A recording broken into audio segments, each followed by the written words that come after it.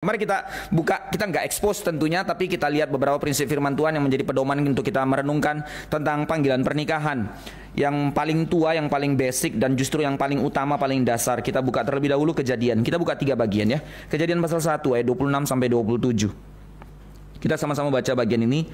Kejadian 1 ayat 26 sampai 28 deh, boleh kita sama-sama baca sampai 28 ya. Kejadian 1, 26 sampai 28, sama-sama membaca bagian ini 3 ya. Berfirmanlah Allah, baiklah kita menjadikan manusia menurut gambar dan rupa kita, supaya mereka berkuasa atas ikan-ikan di laut dan burung-burung di udara, dan atas ternak, dan atas seluruh bumi, dan atas segala binatang melata yang merayap di bumi. Maka Allah menciptakan manusia itu menurut gambarnya, menurut gambar Allah diciptakannya dia, laki-laki dan perempuan diciptakannya mereka. Allah memberkati mereka, lalu Allah berfirman kepada mereka, beranak cuculah dan bertambah banyak, penuhilah bumi dan taklukkanlah itu, berkuasalah atas ikan-ikan di laut dan burung-burung di udara, dan atas segala binatang yang merayap di bumi. Nah, sekarang kita membaca 2 bagian dari firman Tuhan Perjanjian Baru. Kita melihat di dalam 1 Korintus 6.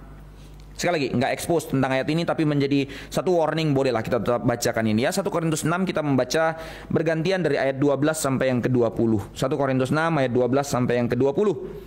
Kita baca bergantian, mulai dari saya. Demikian firman Tuhan, segala sesuatu halal bagiku, segala sesuatu, tetapi bukan semuanya berguna. Segala sesuatu halal bagiku, tetapi aku tidak membiarkan diriku diperhamba oleh suatu apapun.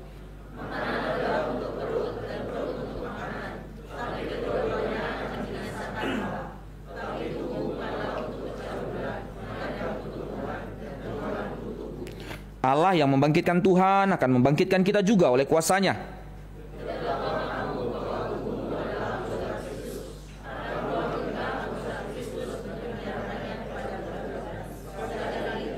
Atau tidak tahukah kamu bahwa siapa yang mengikatkan dirinya pada perempuan cabul menjadi satu tubuh dengan dia? Sebab demikianlah kata Nas, keduanya akan menjadi satu daging.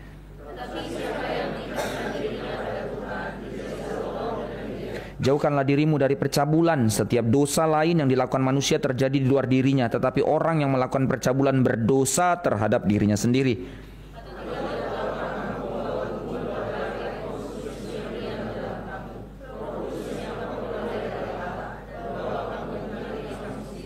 Sebab kamu telah dibeli dan harganya telah lunas dibayar. Karena itu muliakanlah Allah dengan tubuhmu. Bagian terakhir, Efesus pasal 5. Yang selalu dipakai di dalam renungan khotbah pernikahan dari ayat 22 sampai 33. Efesus pasal 5. Mulai dari 22 hingga 33. Bergantian. Hai istri, tunduklah kepada suamimu seperti kepada Tuhan.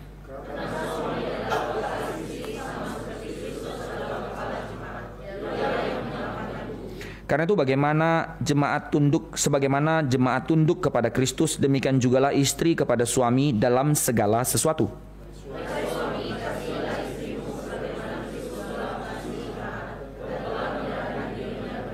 Untuk menguduskannya sesudah ia menyucikannya dengan memandikannya dengan air dan firman.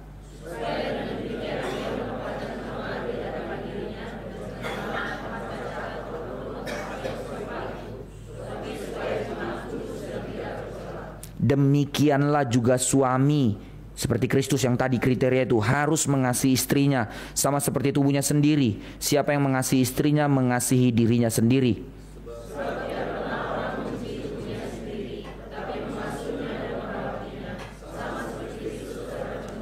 Karena kita adalah anggota tubuhnya.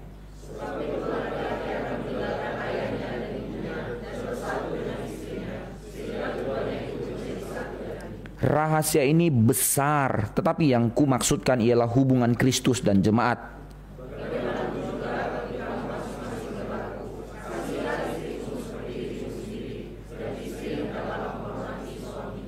Baik, teman-teman sekalian, sebenarnya saya tidak against secara penuh, tapi lebih memang untuk against untuk pernyataan statement pertanyaan tadi bahwa pernikahan sekarang lebih susah dari pernikahan dulu. Sebenar-benarnya kalau mau fair, tidak. Setiap zaman ada kesusahannya dan tantangannya sendiri. Maka tidak ada reason yang sebenarnya clear. Kalau tadi mau dibahas tentang yang tadi itu, sebenarnya itu bisa di counter sangat gampang untuk menyatakan bahwa tidak ada reason yang jelas untuk menyatakan bahwa pernikahan sekarang itu jauh lebih berat, jauh lebih susah daripada pernikahan yang dulu. Of course, tantangannya besar, iya. Tapi di mana zaman orang tidak punya tantangannya? Di dalam kapasitas apa akan dipercayakan tantangan apa? Ya dulu kan nggak susah seperti sekarang. Iya, dulu akses nggak segampang sekarang. Kalau mau fair, lihat ya, perhatikan balance-nya. Jadi tidak ada satu dasar yang kuat untuk mengatakan sekarang lebih susah. And yet, iya jadi lebih susah. Loh ini nggak harus konsistensi hamba Tuhannya. Tunggu dulu, perhatikan. Kenapa jadi lebih susah pernikahan pada zaman sekarang? Nah lihat, karena filsafat zaman menelanmu terlalu gede. Jadi proyeksi cara pandangmu yang rusak, yang bermasalah, sehingga membaca worldview-mu terhadap pernikahan itu jadi bermasalah, sehingga engkau akhirnya menyatakan bahwa pernikahan sekarang itu lebih berat, lebih susah ketimbang yang dulu. Ya jadi yang jadi masalah point of view-nya, kacamata melihat pernikahan itu. Loh, kenapa kacamata saya lebih bermasalah ketimbang yang dulu? Sadari atau tidak, semangat filsafat zaman telah menelanmu terlalu gede. Pertama, contoh, kenapa sekarang lebih susah? Karena semangat tanpa kita sadari di era postmodern, semangat individualistik itu telah menelan para pemuda begitu gede. Sehingga di dalam semangat individualistik, ego itu semakin lebih gede diutamakan. Jadi apapun yang kamu lakukan based on memuaskan egonya kamu. Termasuk di dalam pertanyaan, jadi saya mau menikah atau tidak, bukan didasari oleh satu terang perspektif yang lebih besar lagi, tapi hanya karena semangat individualistik. Satu-satu kalau mau dibahas terlalu panjang, tapi paling tidak saya bukakan untuk teman-teman boleh cari ya. Hal-hal ini menjadi hal yang membuat kamu memiliki kacamata yang bermasalah. Pertama, semangat individualistik membuat kita melihat pernikahan menjadi satu hal burden bagi kita. Kedua, nah ini yang paling mengerikan dan ini telah menelan zaman ini semakin gila. Yaitu apa? Semangat atau budaya culture romantis palsu yang digadang-gadang oleh dunia. Saudara tidak sadar ya, saudara ditelan oleh hal ini begitu luar biasa. Dahulu bagi seorang wanita, ketika seorang pria datang dengan gitarnya di depan pintunya, jreng, tidak ada yang lebih romantis daripada hal itu. Sekarang perjuangan romantis harus dikriteriakan berdasarkan apa? Loh kalau aku aku tetap merindukan pasangan yang cinta Tuhan, yang seluruh kualifikasi drama Korea harus ada di situ.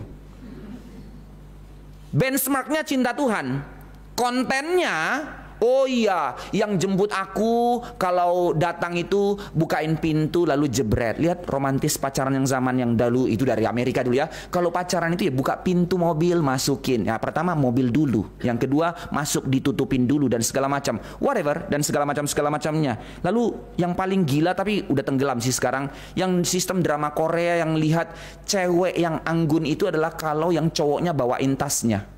Wah dulu filosofi itu di dalam. Ya ini yang namanya cowok romantis. Lihat, kita tenggelam dengan satu utopia tawaran dunia tentang romantis. Konsep Valentine yang sekarang telah menelan kita. Lalu kalau dia tidak kasih coklat, kalau tidak dia ini dan segala macam. Nah di dalam filsafat romantis itu, pria juga di dalam kebodohannya melihat cewek yang seru itu yang adalah pasif agresif. Susah nebaknya, jadi seru. Oh, apa ini? Saya nggak ngerti. Saya pengen maki-maki dari sini. Maafkan saya. Keselnya itu begitu. Karena kenapa saya jadi kayak gini? Jadi korslet. Di dalam konseling pranikah, hal-hal maafkan. Saya harus ngomongin hal-hal goblok ini yang harus saya tangani begitu. Aduh, saya pengen jewer ini dua-dua masukin ke gua singa, baru bertolong-tolongan jadi romantis beneran. Baru tahu namanya romantis yang benar.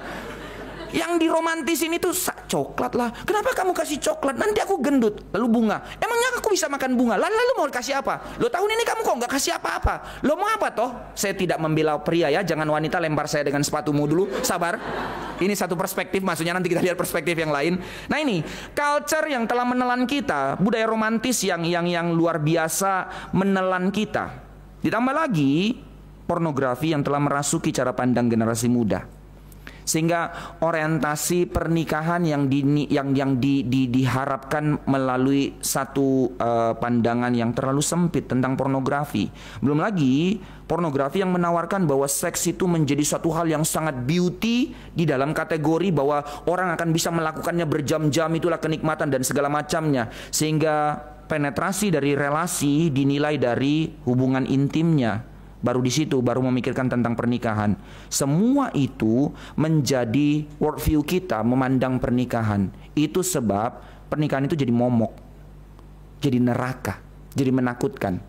Nah, dengan alasan-alasan itu yang tanpa sadar tenggelam secara subconscious di dalam hati kita. Jadi kalaupun kita mau mencari kriteria-kriteria itu berbicara dalam hati kita, akhirnya kita pangkas, nggak bisa. Nah ini yang jadi masalah pertama. Yang kedua masalahnya adalah masalah terbesarnya. Nah ini yang saya kalimat yang kiranya menegur teman-teman sekalian. Saudara nggak fair sama Tuhan. Kenapa saya katakan kalimat ini? Saudara tahu bahwa saudara merindukan hal ini amat sangat serius. Siapa sih yang tidak mau merindukan ini? Ya ada orang-orang yang akhirnya padam dan supres menekan perasaannya. Padahal di dalam hatinya rindu. By default, tanpa sadar, nanti kita lihat kenapa itu terjadi. By default, kita itu memang didesain untuk menikah. Sehingga perasaan itu tidak bisa tidak. Itu akan ada di dalam natur manusia. Either dia menjadi gila menginginkannya, atau either dia mensupresnya karena mendinainya. Tapi by default perasaan itu ada. Tapi dengan segala filsafat zaman tadi menjadi worldview-nya, kenapa saya katakan saudara nggak fair? Karena jika saudara tahu secara hormonal, secara genetik itu ada di dalam hati saudara, tapi saudara hanya terus membiarkan memberikan konsumsi kacamata menilai hal itu dari dunia menilainya. Tapi saudara tidak cari firman untuk memikirkan apa yang menjadi balance-nya. Saudara tidak benar-benar eager untuk cari buku atau bertanya dan segala macamnya kepada orang-orang yang telah mendahuluinya. Saudara, dari SMA saya sudah menggumulkan tentang pernikahan. To be honest, saya tipikal orang yang memang freak di satu sisi, tapi di satu pihak lagi saya rasa ini satu hal yang baik.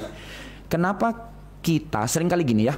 Misalnya, waktu saudara curhat patah hati, saudara cari siapa? Jujur. Saudara cari teman saudara kan ya?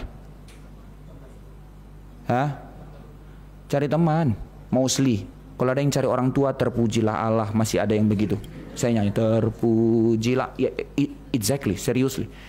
Itu yang kita ketawain di dalam kalimat-kalimat pepatah. Orang buta menuntun orang buta. Seberapa mengertinya temanmu yang sendiri juga bergumul dalam hal itu? Kenapa nggak tanya kepada yang senior?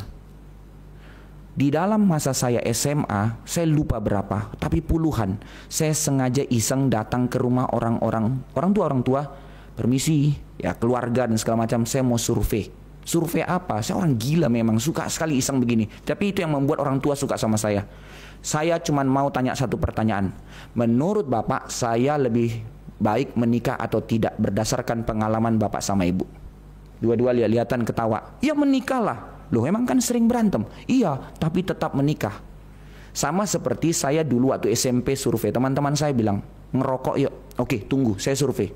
Saya survei 100-an orang lebih yang merokok. Menurut Bapak, saya harus merokok atau tidak? 100-100-nya bilang tidak. Loh, apa toh? Lu semua 100 merokok semua, tapi tidak ada satupun yang merokok ini yang dukung saya merokok.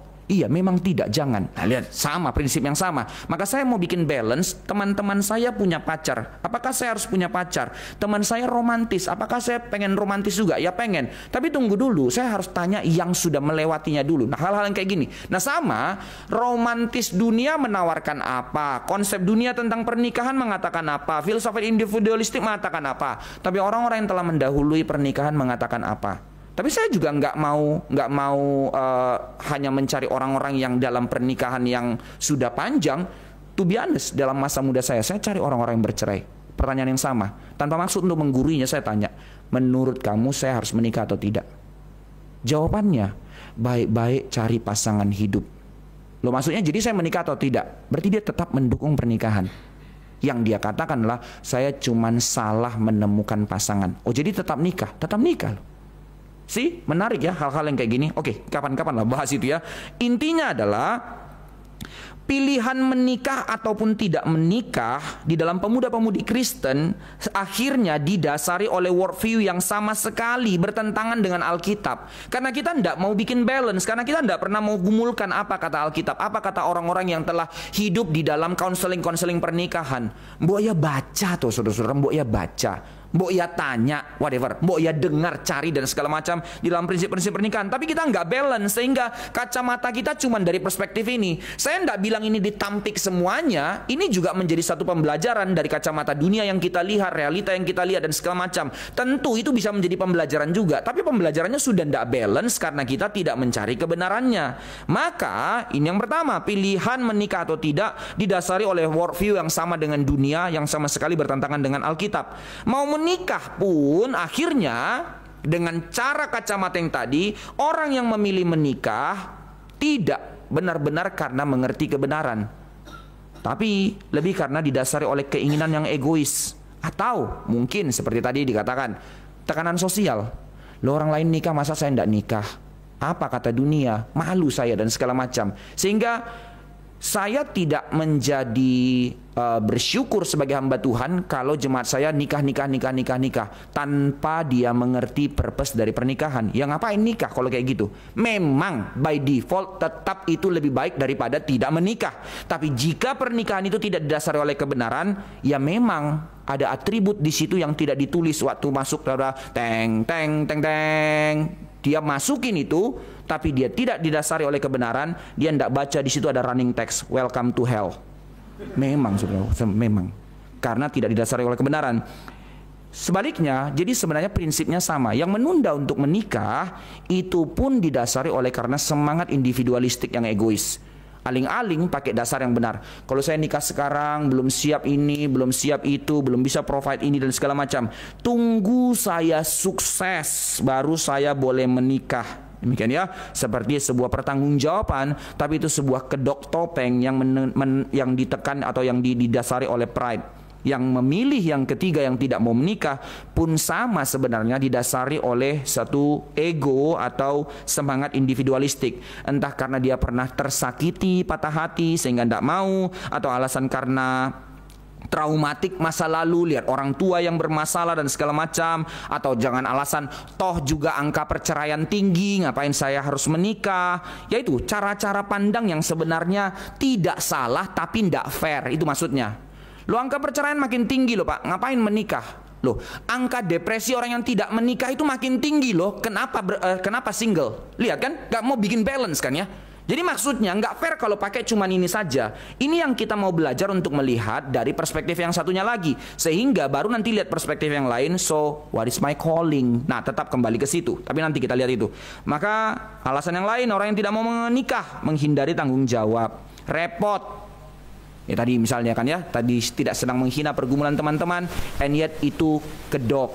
Nanti kalau punya anak kayak mana sekolahnya, nanti kalau kayak gini kayak mana, nanti kalau nggak punya rumah kayak mana dan segala macam. Lah kalau nggak punya rumah saya rasa nggak tanggung jawab dan segala macamnya. Tunggu, siapa bilang? Siapa bilang? Oh kalau gitu nggak apa-apa menikah, nggak usah pikir punya rumah. Ya siapa bilang juga, jangan dibikin balik-balik begitu ya. Nah ini yang realitas anak-anak muda yang selalu pakai kacamata kuda. Nggak bisa saudara-saudara sekalian. Sebaliknya kita masuk sekarang di dalam bagian ini, harap nanti bisa lebih banyak di dalam tanya jawab.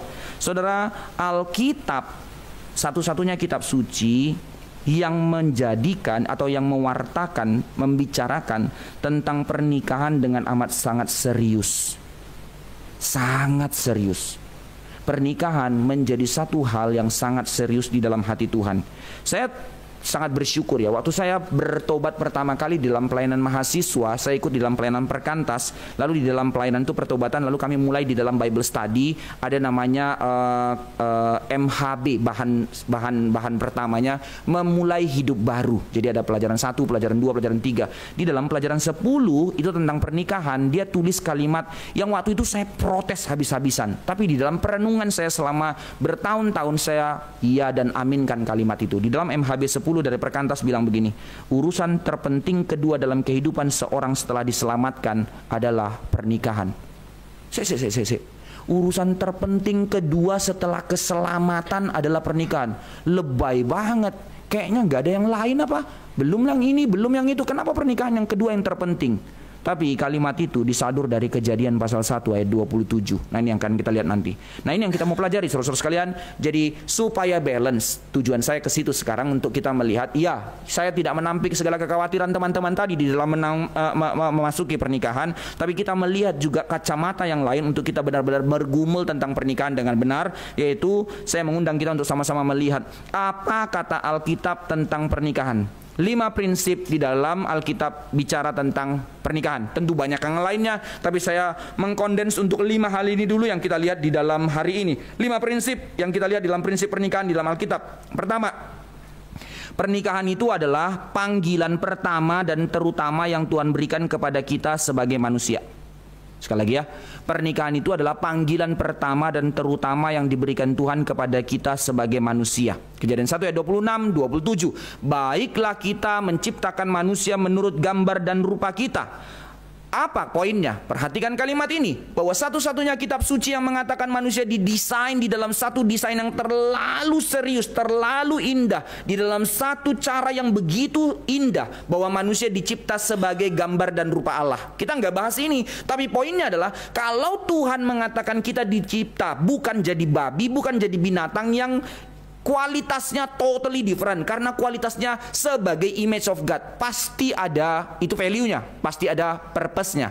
Kalau Tuhan menciptakan kita seberharga itu, untuk apa? Menariknya Alkitab bilang, baiklah kita menciptakan manusia menurut gambar dan rupa kita. Pertama, yang kedua, dalam hal itu maka Allah menciptakan dia laki-laki dan perempuan sebagai gambar Allah. Satu-satunya kitab suci yang menggambarkan kesetaraan antara laki-laki dan perempuan. Tidak lebih rendah wanita di dalam kacamata Alkitab. Jadi orang-orang sekarang teriak apa emansipasi dan segala macam. Saya cuma mau bilang, Mbok ya baca Alkitab toh, Mbok ya baca Alkitab. Saudara cari agama yang menyatakan kesetaraan, tidak ada. Hanya Bible. Seriously, saya sudah menyelidiki ini bergumul. Gak ada kitab suci agama yang menyatakan kesetaraan antara laki-laki dan perempuan selain Bible. Laki-laki dan perempuan sebagai gambar rupa Allah, itu kesetaraan. Tapi di dalam segala kemuliaan sebagai gambar rupa Allah, di dalam segala gambaran kesetaraan itu, untuk apa? Supaya mereka beranak cucu dan berkembang biak. Jadi setting awal Tuhan menciptakan manusia sebagai gambar rupanya untuk menikah. Gila loh, Tuhan begitu concern, memikirkan sebelum manusia itu sadar tentang apa arti hidupnya, Tuhan sudah mendesain dia untuk menikah. Lah manusianya belum ada. Baiklah kita di dalam internal relation Trinitas mengatakan, baiklah kita menciptakan manusia supaya mereka menikah. Jadi dari agendanya Allah. Maka poinnya yang mau saya katakan di dalam hal pertama ini adalah, berarti dari awal Tuhan yang mendesain pernikahan. Pernikahan bukan dari agendanya saya. Pernikahan bukan dimulai dari propos perasaan kepuasan saya. Tetapi karena Allah yang punya agenda, maka Allah ciptakan manusia sebagai gambar dan rupanya supaya kita menikah. So, by default manusia itu menikah. Kalau cara Tuhan men-setting sedemikian, tidak bisa kita sembarangan dengan panggilan ini, tidak bisa kita remeh dengan panggilan ini. Tapi baik-baik untuk pikirkan. Iyalah, makanya saya datang karena baik-baik pikirin, tapi tidak dapat juga. Oke, nanti kita lihat itu ya, sahabat. Oke. Karena Allah itu kasih, maka manusia sebagai image of God, sebagai reflektor dari kemuliaan Allah di dalam motif kasih juga. Maka manusia diciptakan di dalam natur kasih, di dalam hubungan vertikal manusia dengan Allah, di dalam hubungan horizontal manusia dengan sesama. Tapi di dalam satu hubungan yang mengikat hubungan vertikal dan horizontal itu, pernikahan.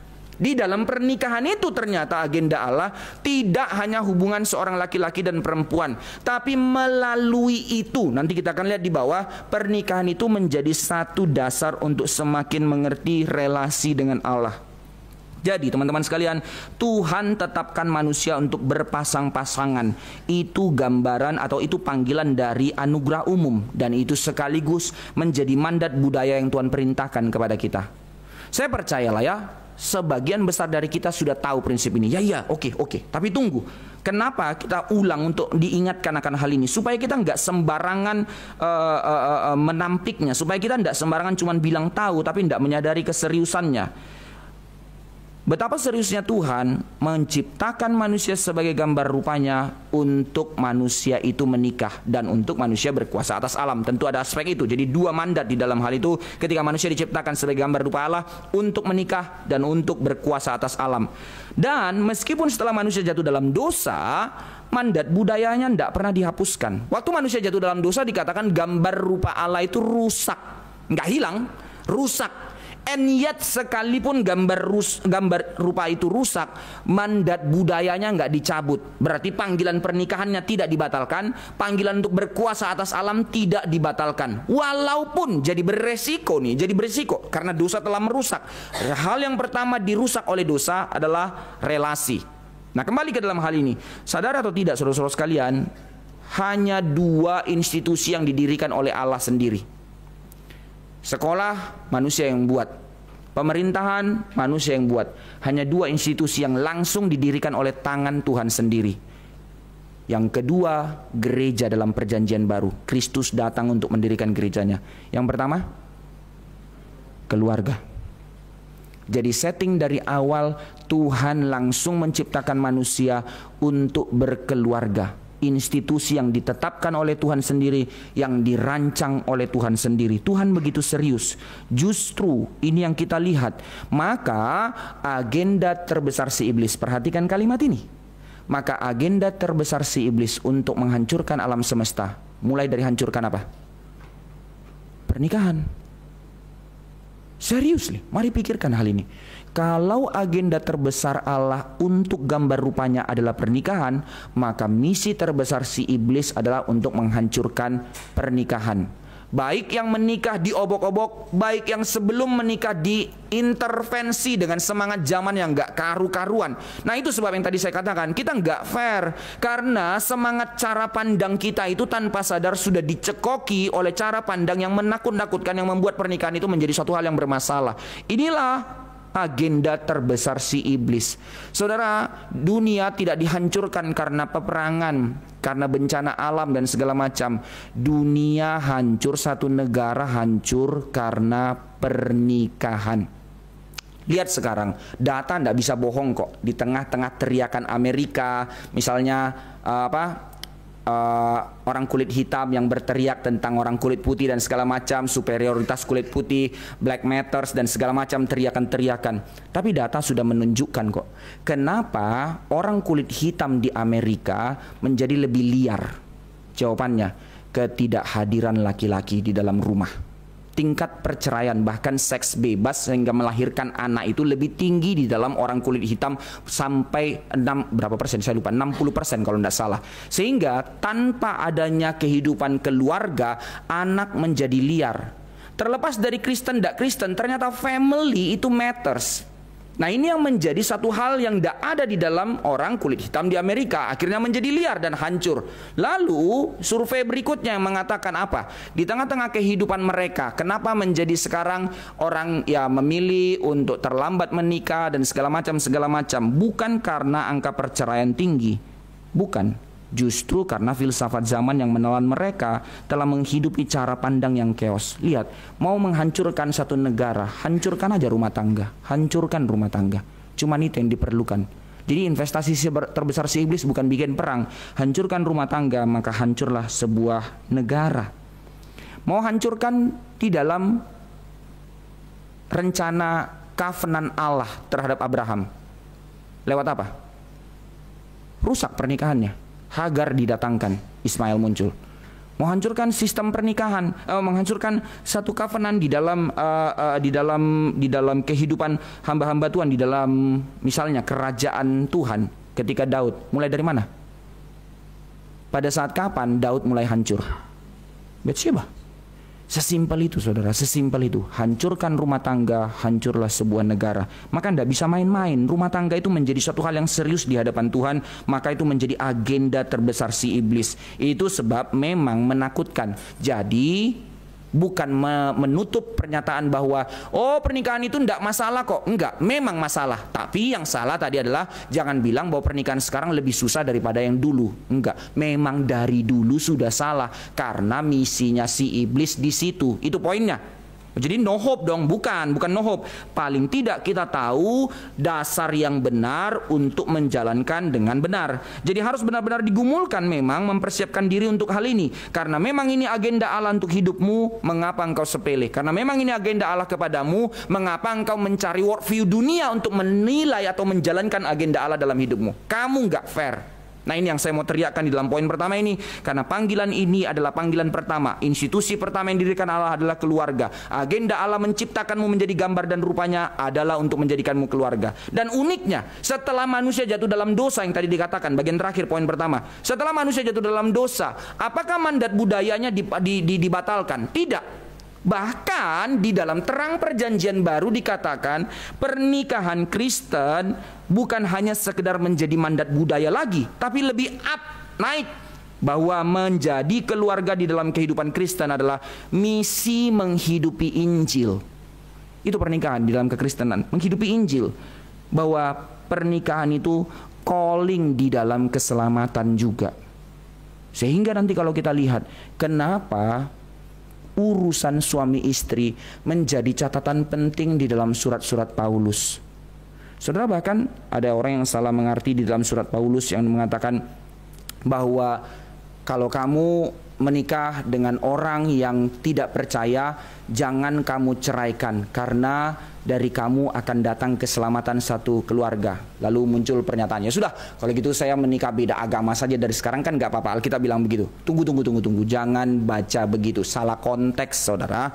Itu terjadi kepada orang-orang Gentiles yang belum percaya, lalu Injil diberitakan. Ini sudah menikah mereka, tapi orang-orang tidak percaya. Lalu waktu Injil diberitakan hanya salah satu. Dan pada saat itu banyak ibu-ibu yang pertama kali bertobat, tapi suaminya tidak percaya karena mereka lebih menikmati glamoritas dosa pada saat itu menjadi satu hal yang barbar, memang benar-benar barbar. Bagi mereka pelacuran itu bukan satu lokalisasi dan segala macam. Di mana saja, di mana-mana tempat mereka bisa menikmatinya. Dan itu tidak dosa, itu common buat mereka. Lalu para istri ini bertanya, kami harus bagaimana? Ceraikan enggak?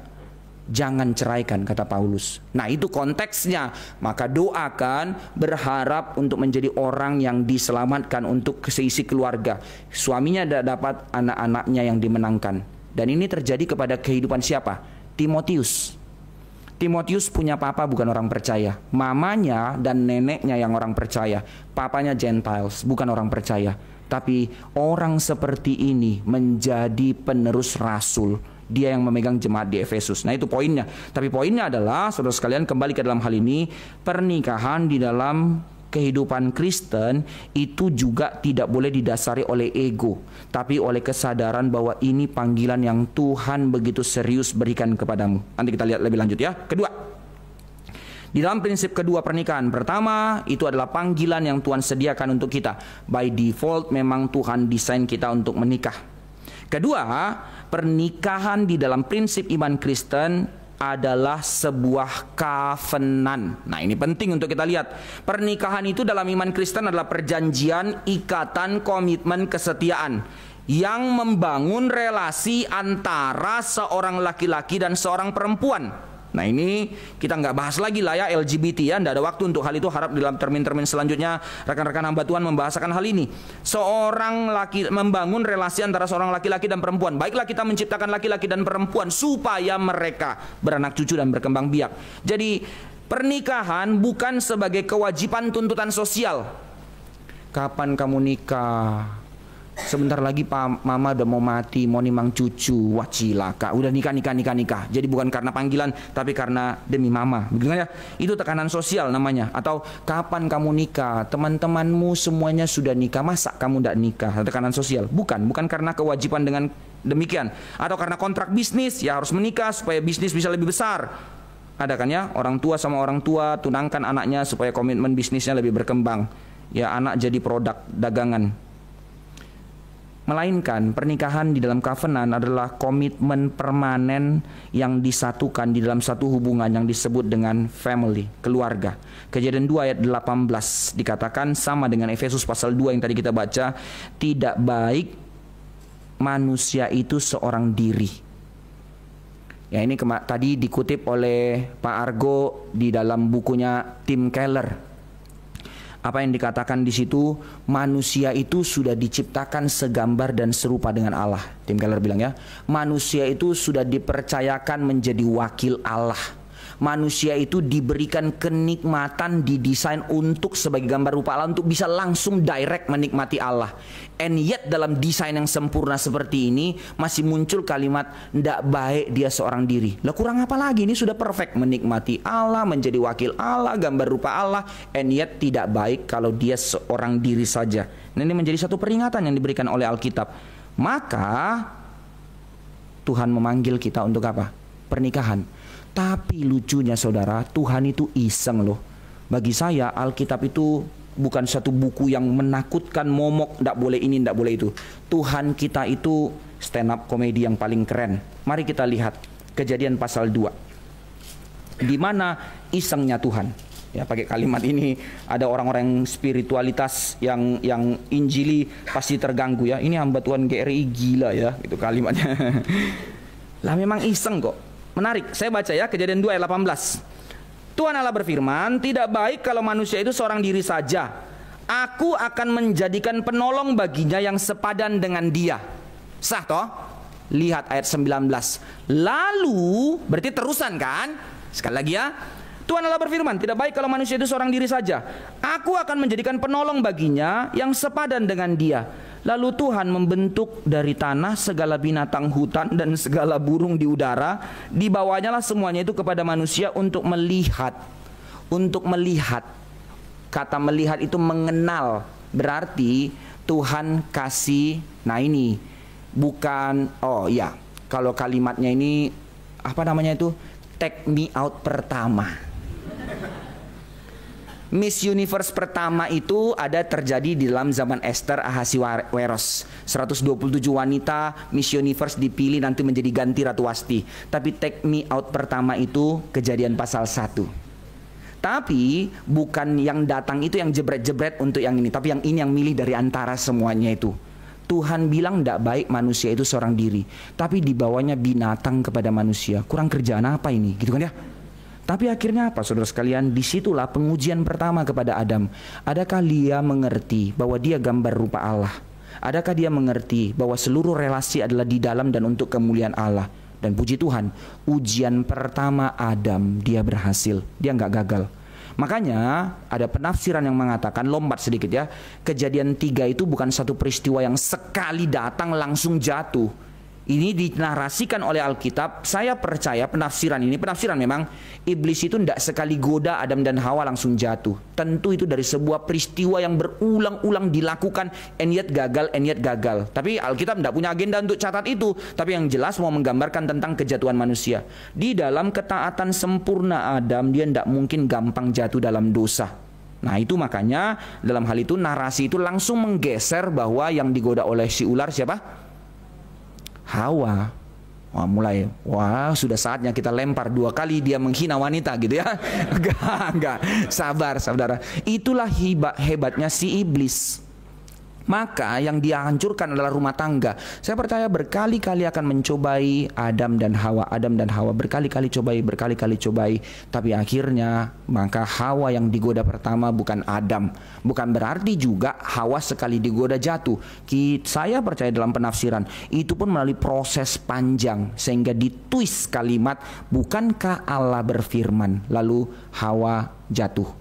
Iseng-isengan lah kalau kayak gitu. Tuhan iseng, iblis juga iseng. Jadi yang pertama kali jatuh dalam dosa laki-laki atau perempuan? Perempuan ya. Jadi yang bikin masalah dunia ini laki-laki atau perempuan? Beneran dilempar saya. Kurang ajar ya perempuan ya. Gara-gara perempuan kita jatuh dalam dosa, begitu? Ya enggak. Itu kalimat ngawur. Sedikit lah lompat ke situ. Pertanyaannya adalah waktu Hawa digoda, Adam di mana? Nah ini poinnya. Saya kelas 3, kalau pertama kali tanya ini kelas 4 SD. Waktu guru sekolah minggu saya itu ceritanya itu benar-benar teatrikal. Anak-anak sekalian, waktu ular menggoda Hawa. Saya dengar Adam sedang tidur. Saya dari kecil diajar mama baca Alkitab. Oh, anak cerewet ini angkat tangan. Ibu, di mana Alkitab bilang Adam sedang tidur? Guru saya tidak bisa jawab pakai power. Diam, dengar firman Tuhan. Jebret, kesal setengah mati. Mulai saat itu saya udah kesel, tidak suka ke sekolah minggu. Tapi saya tetap sekolah minggu karena papa saya di rumah pegang rotan. Tidak sekolah minggu, piak langsung. Keras papa saya. Lalu kelas 6 guru baru datang, ajar cerita yang sama, versi beda. Anak-anak, waktu ular menggoda Hawa, Adam sedang jalan-jalan. Lah ini satu lagi. Ibu, di mana dikatakan Alkitab Adam sedang jalan-jalan? Heran loh, tidak janjian jawabannya sama. Diam, jangan dengar cerita. Benar-benar kesel. Tapi sebenarnya Alkitab udah catat kok. Hari di mana Hawa memakan buah itu, kemudian dia juga memberikan buah itu kepada suaminya yang bersama-sama dengan dia. Dari tadi Hawa digoda ular, Adam nonton. Peristiwa reaksi kimia pertama di dunia, Kejadian pasal 3. Yaitu apa? Adam lihat, dia dengar kata Tuhan kalau makan mati, kata ular kalau makan tidak mati. Monggo, jadikan Hawa barang percobaan pertama. Kalau dia mati, matekon, gitu ya, mati sendiri. Kalau dia tidak mati, ya aku ikut mati. Ya faktanya Hawa tidak ikut mati. Ya bodohnya dia ikut makan. Jadi siapa yang salah? Laki-laki atau perempuan? Ya. Nah ini manusia berdosa, tidak siap nikah. Ya sama-sama berdosa toh. Ya wanitanya makan duluan, ya laki-lakinya biarinnya sama. Nah makanya jadi susah ya. Ada ceritakannya di dalam meme, seorang pria datang kepada papanya. Papa, saya sudah putuskan saya mau menikah. Minta maaf dulu. Papa dengar nggak? Saya bilang saya mau nikah. Iya, saya dengar, minta maaf dulu. Papa saya lagi mabok atau? Pak, saya bilang saya mau minta izin, saya mau nikah dulu. Minta maaf dulu. Berantem jadinya. Anak ini, papa itu apa? Oh, setiap kali kita berantem karena kayak gini nggak nyambung. Ngomel anaknya. Bapaknya sibuk kerjain segala macam. Cuman dijawab lagi, minta maaf dulu. Akhirnya anak cowoknya give up. Ya wes, oke. Sorry pak, sorry. Aku nggak tahu salahku apa. Sorry. Aku bilang aku mau nikah dulu. Tapi sorry kalau aku salah. Papanya bilang, oke kamu bisa nikah. Bingung anak. Kalau kamu tidak bisa minta maaf tanpa tahu salah, kamu tidak siap nikah. Nah, gitu. Ya itu namanya laki-laki. Ya minta maaf dulu. Sorry ya, tenangkan dulu. Tapi pride-nya laki-laki tidak bisa. Wah, itu kan ya. Pernikahan itu covenant, saudara. Ikatan perjanjian, ikatan komitmen, kesetiaan. Maka di tengah-tengah isengnya, quote-unquote ya, isengnya narasi Kejadian pasal 2, setelah Tuhan membawa binatang itu kepada manusia, tapi apa yang dilakukan oleh Adam? Dia mengatakan apa? Menarik, saya bacakan. Dibawanyalah semuanya itu kepada manusia untuk melihat bagaimana ia menamainya, berarti penamaan, pengenalan, pengklasifikasian, seperti nama yang diberikan manusia itu kepada tiap-tiap makhluk hidup, demikianlah nanti nama makhluk itu. Poinnya di ayat 20, manusia itu memberi nama kepada segala ternak, kepada burung-burung di udara. Jadi dia cari di atas pasangan hidup, di bawah pasangan hidup dan segala macam, kepada burung-burung di udara dan kepada segala binatang hutan. Tetapi baginya sendiri ia tidak menjumpai penolong yang sepadan dengan dia. Jadi dari tadi penamaan itu bukan sekedar penamaan pengklasifikasian. Cari jodoh dia, cari jodoh. Nah nanti pertanyaannya, Tuhan bikin kita cari jodoh dari binatang. Kalau gitu sekarang saya cari jodoh dari apps. Ya, saya tidak anti loh, nanti saya jawab ya kenapa itu ya dan tidak. Lalu Tuhan Allah membuat manusia itu tertidur nyenyak. Ketika ia tidur, Tuhan Allah mengambil salah satu rusuk daripadanya, lalu menutup tempat itu dengan daging. Dan dari rusuk yang diambil Tuhan Allah dari manusia itu, dibangunnyalah seorang perempuan. Lalu pada kalimat yang sama, lihat ya, saya bacakan sekali lagi ayat 19. Lalu Tuhan Allah membentuk dari tanah segala binatang hutan dan segala burung di udara, dibawanyalah semua itu kepada Adam. Ayat 20. Lalu dari rusuknya diambil Tuhan Allah dari manusia itu, dibangunnyalah seorang wanita, lalu dibawanyalah kepada manusia itu. Tuhan tidak ngomong apa-apa. Sebagaimana Tuhan bawa binatang kepada Adam, demikian Tuhan membawa Hawa kepada Adam. Yang pilih Adam. Seleksi pertama dia tidak temukan. Bagian kedua ketika Tuhan bawakan adalah dikatakan Adam. Lalu berkatalah manusia itu, inilah dia tulang dari tulangku dan daging dari dagingku. Ia akan dinamai perempuan sebab ia diambil dari laki-laki. Sebab itu seorang laki-laki akan meninggalkan ayahnya dan ibunya dan bersatu dengan istrinya, sehingga keduanya menjadi satu daging. Mereka keduanya telanjang, manusia itu dan istrinya, tetapi mereka tidak merasa malu. Poinnya apa, saudara-saudara sekalian? Ketika Tuhan membawa Hawa, apa kata Adam? Inilah tulang dari tulangku dan daging dari dagingku. Inilah prinsip dari pernikahan, menjadi satu daging. Itu covenant.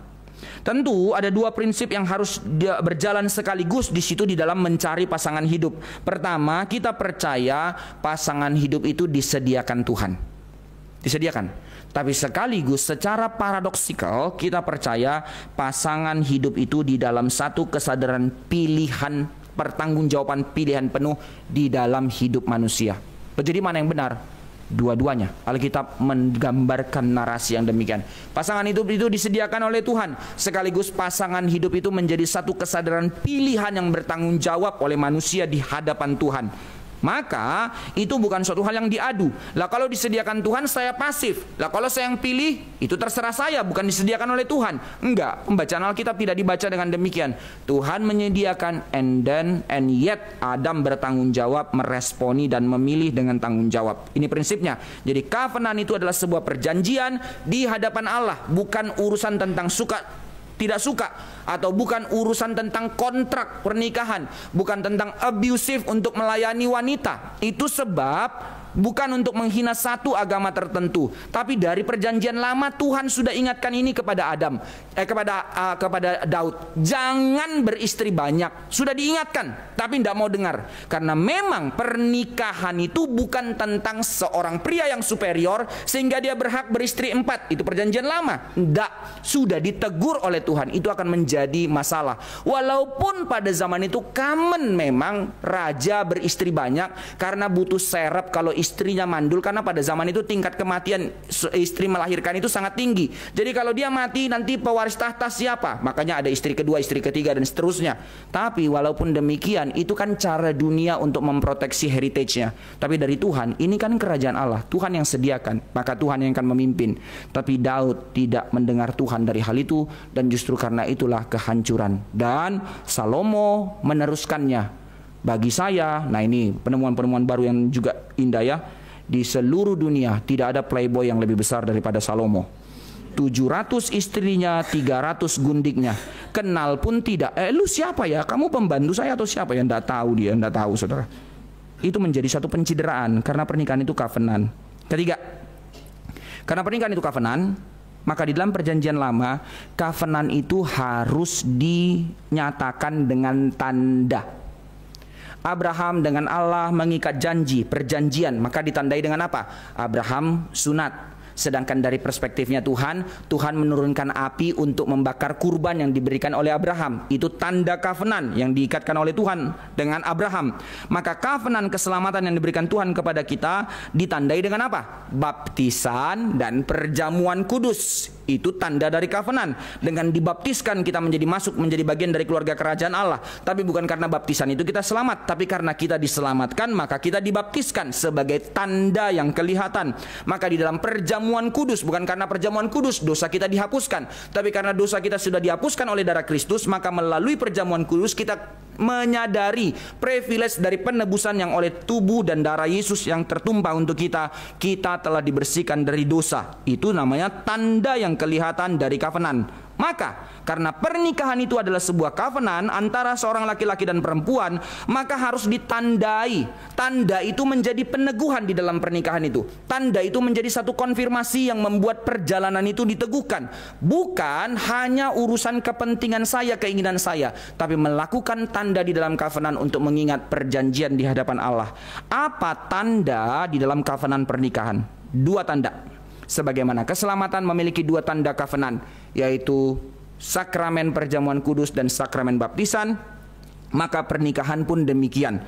Apa tanda yang menjadi tanda dari covenant pernikahan? Pertama, janji nikah. Itu ikatan perjanjian. Bukan karena janji nikah itu maka dia sah menikah, tapi karena sudah dipersatukan di hadapan Allah, maka menyatakan janji nikah, maka dia tanda yang kelihatan dia menikah, yang ditandai lewat simbolik cincin. Saudara, kalau saya pakai cincin ini, saudara tahu saya sudah menikah kan ya? Tapi kalau saya tidak pakai cincin ini, apakah saya sudah menikah? Hah? Ya sudahlah. Wah, masa nggak nikah? Ya sudah dong. Tapi ini menjadi tanda kelihatan dari sebuah covenant perjanjian. Itu yang pertama. Sama seperti orang di dalam keselamatan. Apakah baptisan itu menyelamatkan? Tidak. Tapi melalui baptisan dia menjadi tanda bahwa dia menjadi bagian dari keluarga kerajaan Allah yang sudah mendapatkan keselamatan. Tanda kedua. Tanda pertama, satu kali untuk selama-lamanya dibaptiskan. Nggak ada baptis ulang. Satu kali selama-lamanya, satu kali cincin. Kayaknya 5 tahun lalu cincinnya jelek deh, kurang afdol. 5 tahun lagi kita nikah lagi yuk supaya cincinnya yang batu, gitu kan ya? Gitu. Ya enggak saudara. Satu kali untuk selama-lamanya menjadi ikatan perjanjian. Tapi tanda yang terus kontinu. Maka di dalam keselamatan ada tanda yang namanya sakramen perjamuan kudus yang kau lakukan berulang-ulang. Menarik, perhatikan kalimat ini, esensi dalam pernikahan Kristen. Tanda dari covenant pernikahan yang terus-menerus, hubungan intim. Nah, lihat ya, di dalam kekristenan ternyata seks itu sebagai tanda dari covenant. Gak main-main loh saudara, terlalu serius Tuhan siapkan. Bersatu dengan pasangan di dalam kasih dan kesetiaan, itulah fungsi dan keindahan dari seks di dalam rancangan Tuhan.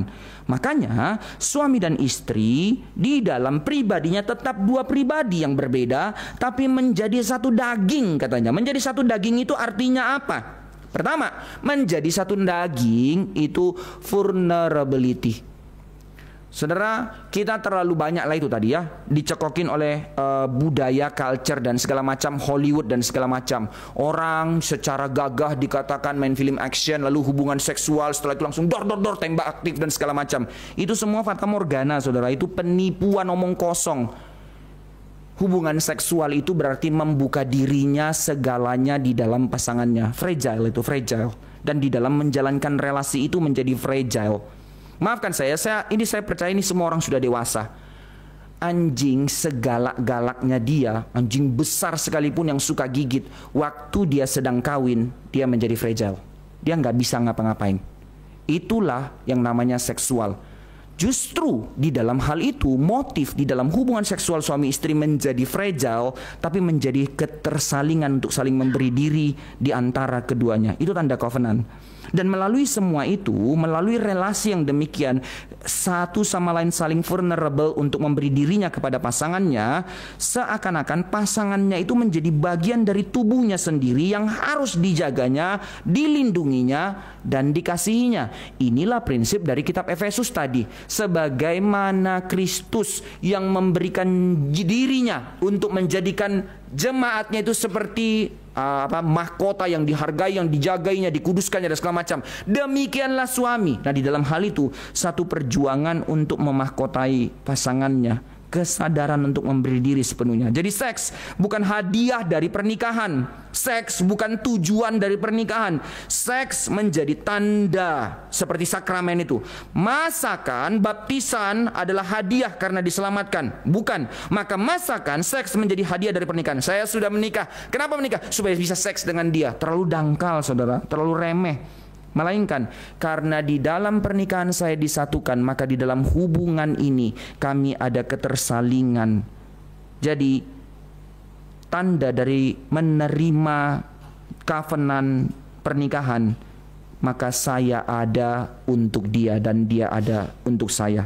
Seks adalah tanda itu. Maka dalam hubungan seks, seorang laki-laki dan seorang perempuan menyatu di dalam covenant itu, di mana Allah sebagai saksinya yang akan menuntut pertanggungjawaban kita akan komitmen yang semakin diteguhkan. Maka ketika engkau berani berhubungan intim, berhubungan seksual di luar pernikahan, pertama, itu menghina covenant. Itu menghina covenant. Itu menghina Allah yang mengikat. Kedua, itu menghancurkan dirimu sendiri. Karena apa? Menjadi fragile tanpa sebuah ikatan. Berarti engkau memberikan dirimu untuk di-abuse dan untuk dinikmati tanpa sebuah jaminan. Neraka itu saudara. Sekalipun kau mengatakan kau menikmatinya, tidak peduli. Jangan pikir bahwa hubungan seksual di luar nikah hanya merusak perempuan. Tidak. Secara psikologi, hubungan seksual di luar nikah merusak pernikahan di dalam pikiran laki-laki. Karena apa? Bagaimanapun nanti ketika engkau menikah, cara pandangmu sudah dirusak oleh cara perbandingan dari hubungan yang lama, kenikmatan yang lama dan segala macamnya, sehingga pernikahanmu menjadi pernikahan yang amat sangat sulit. Jika tanpa peridiman dari Tuhan, jika tanpa pembenahan yang benar dari Tuhan, maka itu tidak akan menjadi satu hal yang membawamu kepada sukacita lagi. Itu nerakanya kalau hubungan seksual di luar nikah. Dan khususnya bagi wanita, itu akan menghancurkanmu karena engkau akan menjadi seorang yang insecure setiap hari. Dan ketika engkau telah menjadi insecure karena kerasa tidak layakanmu, maka impact dari insecure, kamu akan menjadi perongrong dalam pernikahanmu. Saya nggak bisa jelaskan panjang ini dalam konseling pernikahan, terlalu panjang untuk menjelaskan, tapi dalam realitanya itu menjadi fakta di dalam rusaknya relasi di dalam pernikahan.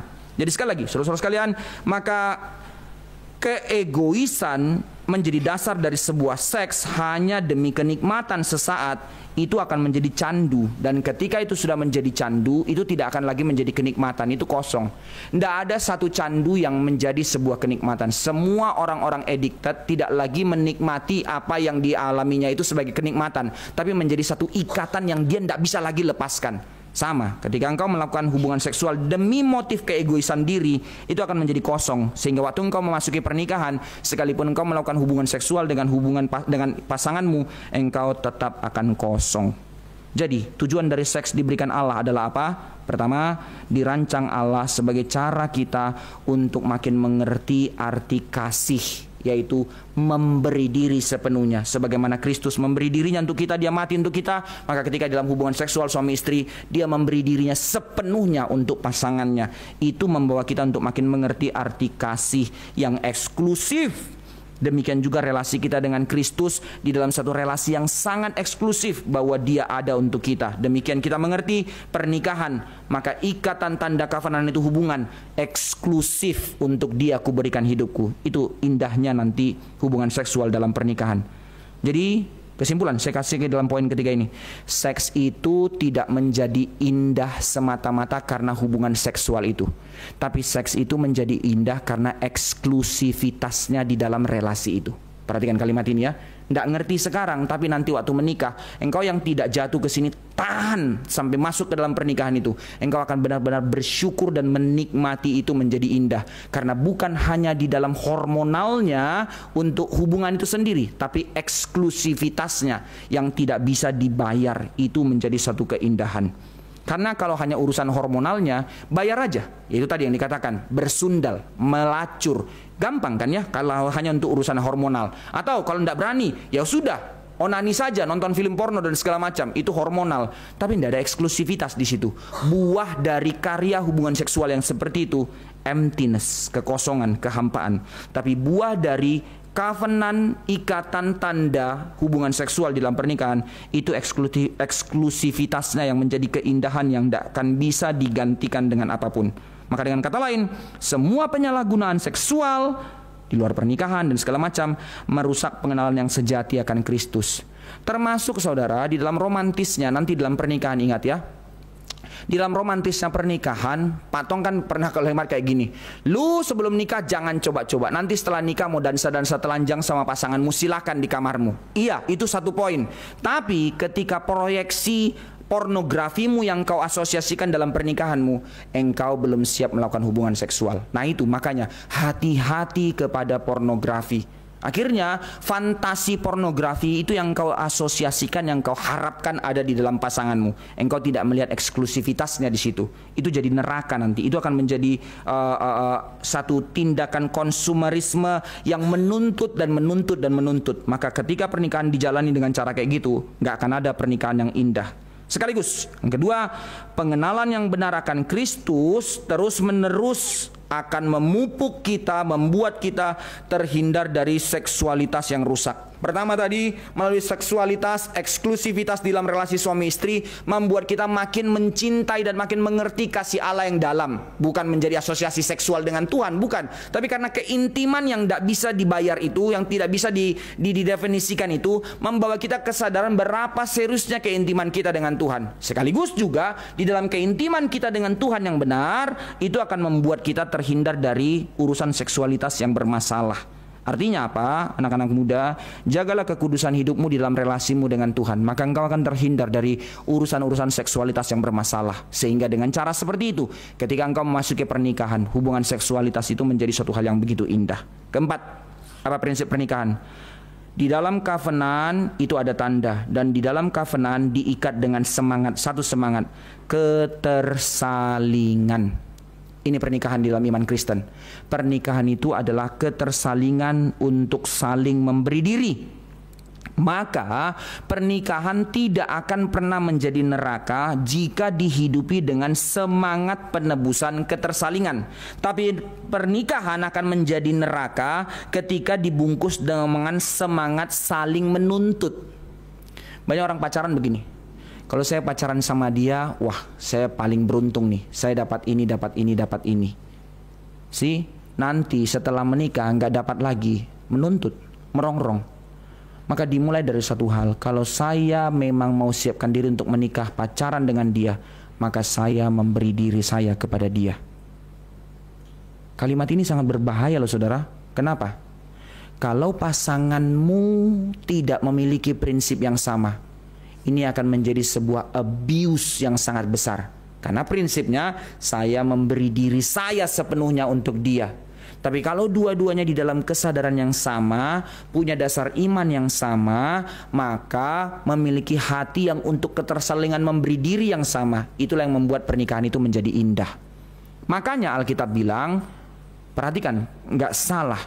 Maka hendaklah kamu, Adam, tidak menemukan pasangan yang apa? Seiman dengan dia, bukan. Above. Adam tidak menemukan pasangan yang sepadan dengan dia. Perhatikan, saya bukan menggeser motif iman, tapi kesadaran tentang konsep iman yang sudah keliru. Oke, yang penting seiman kita nikah. Apa itu seiman? Kata sepadan itu menjadi satu bagian untuk menghubungkan konsep iman. Iya, dalam pengertian apa? Jika tidak sama-sama di dalam terang penebusan, tidak di dalam kesadaran sama-sama mendapatkan pengampunan dari Tuhan, tidak sama-sama mengerti arti pernikahan di dalam rencana Tuhan. Gak ada poin ini. Oh, sama-sama Kristen lah, tetap jadi neraka. Makanya orang bilang, orang Kristen juga cerai kok. Lah karena apa? Ketidaksadaran pengertian ini yang membuat kita itu kacau. Saudara jangan berpikir kalau sudah jadi Kristen pasti mulus-mulus saja pernikahannya. Bukan itu maksud saya. Tapi poinnya adalah kesadaran inilah yang menjadi dasar di dalam pernikahan itu. Saya curhat sedikit ya. Saya dengan istri saya juga ada konflik. Ya adalah. Pembentukan kami berbeda, culture kami berbeda. Memang satu pihak. Ya ini tidak membenarkan, yet ada poin benarnya. Kenapa banyak orang tua mengatakan bahwa kalau bisa jangan beda suku untuk menikah? Memang ada faktor yang memang susah saudara. Beda suku itu beda cara pandang. Tapi sebenarnya bukan hanya beda suku kan ya.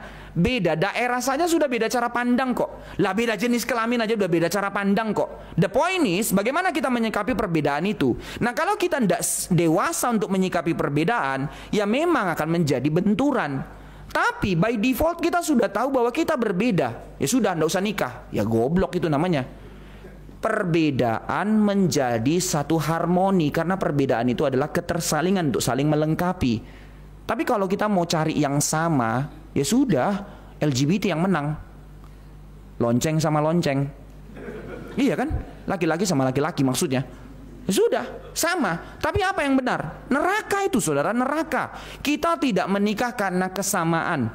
Kita tahu walaupun ada kesamaan. Saya suka sekali konseling pranikah. Kenapa nikah? Karena kami rasa udah cocok.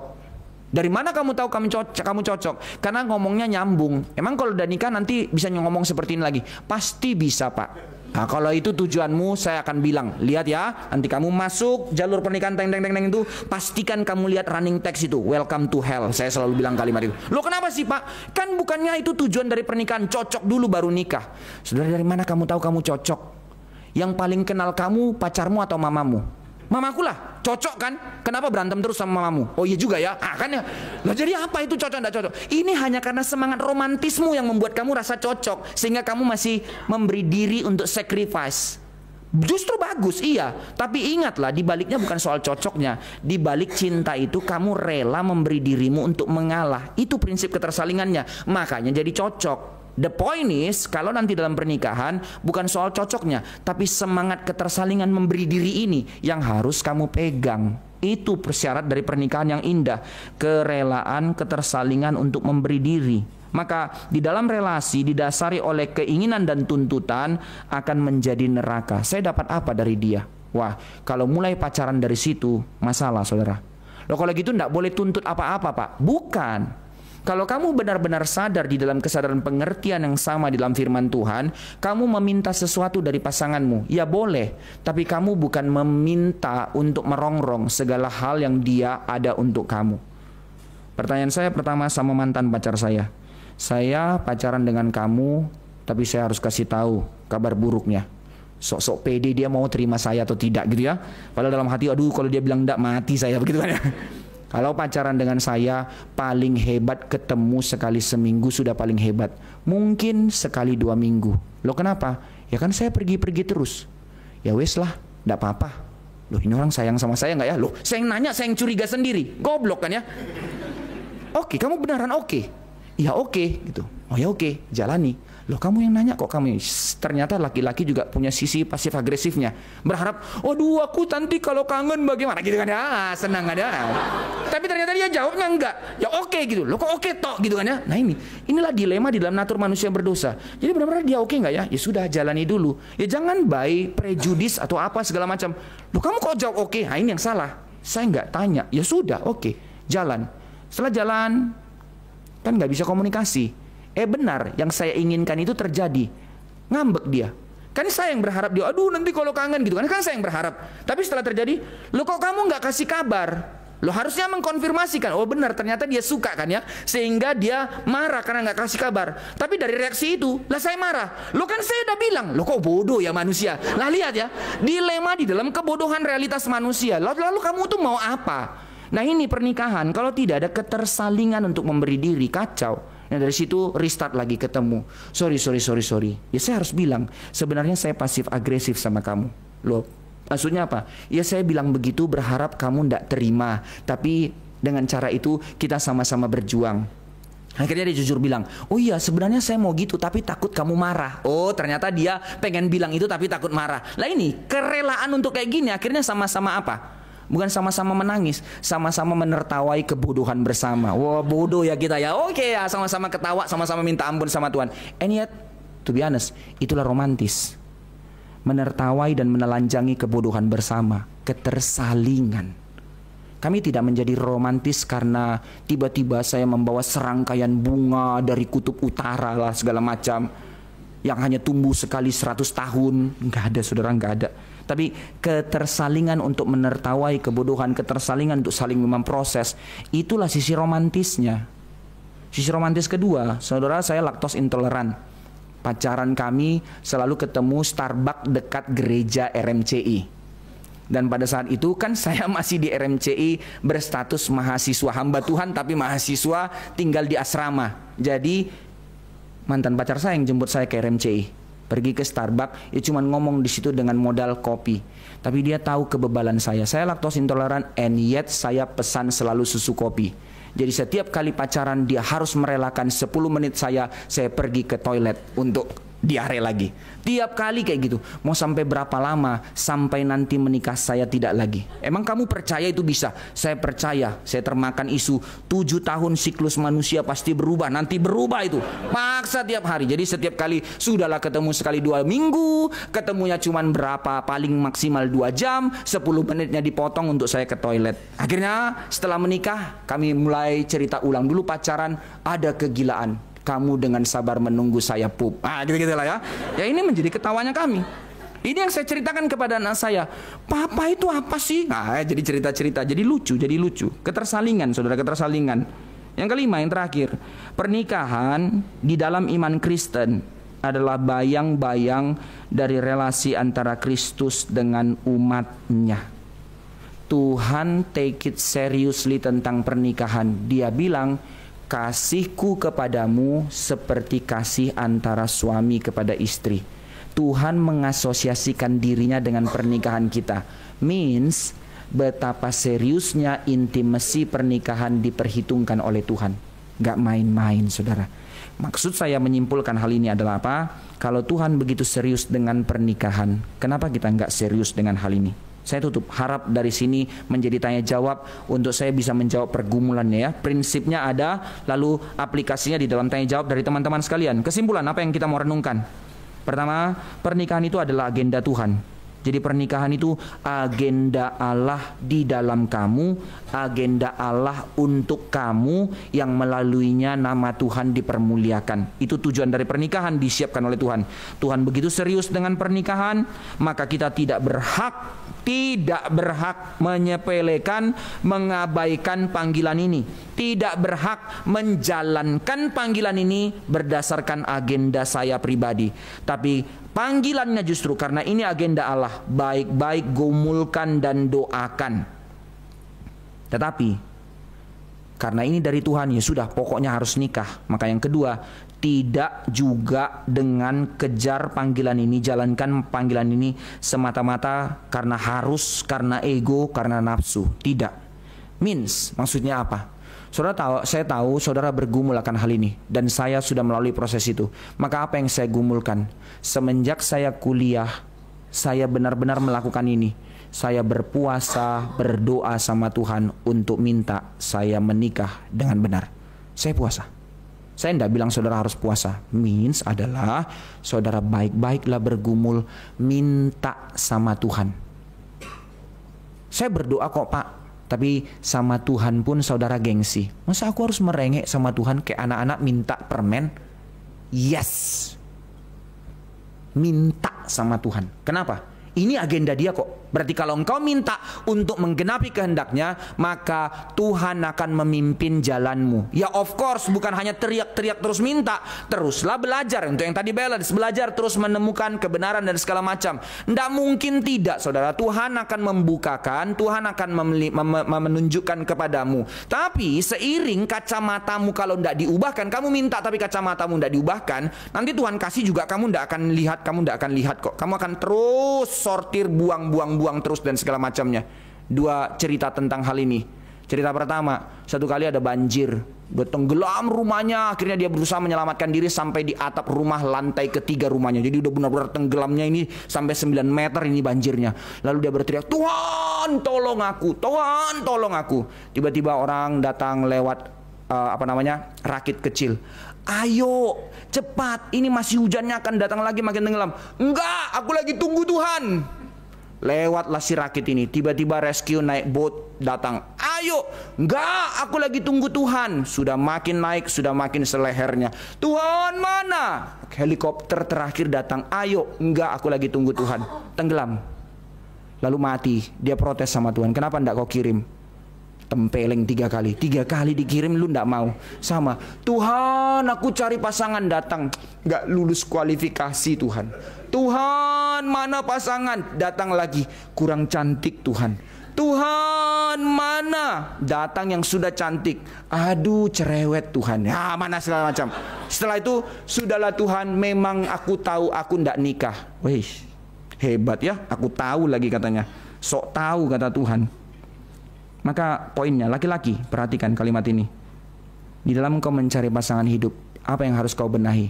Belajarlah untuk menjadi pemimpin. Ini tantangan. Kenapa wanita pada zaman ini susah untuk mencari pasangan? Terlalu banyak laki-laki terlambat dewasa. That's the point. Nah, ya, udah tenang hati wanita ya, nggak lempar saya pakai sepatu lagi ya. Saya sudah wakili isi hatimu. Gitu. Terlalu banyak memang laki-laki untuk dewasa, terlambat untuk dewasa. Menurut data sekarang di Amerika, Indonesia belum, Indonesia, Asia juga belum secara khusus Asia, tapi di Amerika ini terjadi. Laki-laki baru sadar untuk dewasa di Amerika sekarang rata-rata umur 28 tahun. Cilaka, 28 tahun baru sadar, belum dewasa loh, baru sadar, aku harus dewasa. Kamu berapa tahun lagi proses baru menikah. That's why keterlambatan untuk menikah terjadi begitu gede sekarang. Nah itu menyebabkan sehingga usia produktif untuk menghasilkan anak itu menjadi tertinggal. Di rata-rata umur 35 tahun seorang wanita di Amerika baru melahirkan. Itu mulai terjadi sekarang. By the way, kalau mau baca survei, banyak sekali survei-survei yang terjadi. Hal yang paling mengenaskan, makanya kemarin Pak Tong tuh teriak-teriak suruh nikah di masterclass dan segala macam ya. Dia dikasih tahu data, tapi datanya itu data dari Pendeta David Tong. Tapi datanya itu bahkan sudah lebih mengerikan lagi. Angka kelahiran di dalam, maafkan ini bukan rasis ya, tapi ini data yang mau saya paparkan. Angka kelahiran di dalam Cindo Indonesia turun di bawah 2 anak, hanya 1,5 anak. Tahun 70-an di tengah-tengah persekusi, larangan dari tahun 60-an lah ya, larangan tidak boleh berbahasa Cina, sekolah Cina, pokoknya tidak boleh. Anaknya banyak-banyak pol. Padahal setengah mati loh orang tua kita itu kerja. Anaknya tetap aja banyak. Sekarang di dalam segala kenyamanan dan fasilitas justru menikah terlambat dan anak itu rata-rata pernikahan di dalam Cindo 1,6%, 1,6 anak satu keluarga. Jadi ada yang cuma 1, ya ada yang mungkin 3, yaitu makanya nilai rata-ratanya cuma 1,6 anak di dalam satu rumah. Poinnya apa? Ya, itu menunjukkan tanda yang begitu miris. Data yang kedua yang saya mau sampaikan adalah di daerah-daerah kantong-kantong Kristen. Saya tidak memprejudis ini agenda terselubung dari pemerintahan atau dari islamisasi atau apapun, tapi saya mau bicara tentang faktanya. Saudara, hanya di daerah kantong-kantong Kristen yang KB berhasil. Saya keliling di Sumba, di NTT dan segala macam.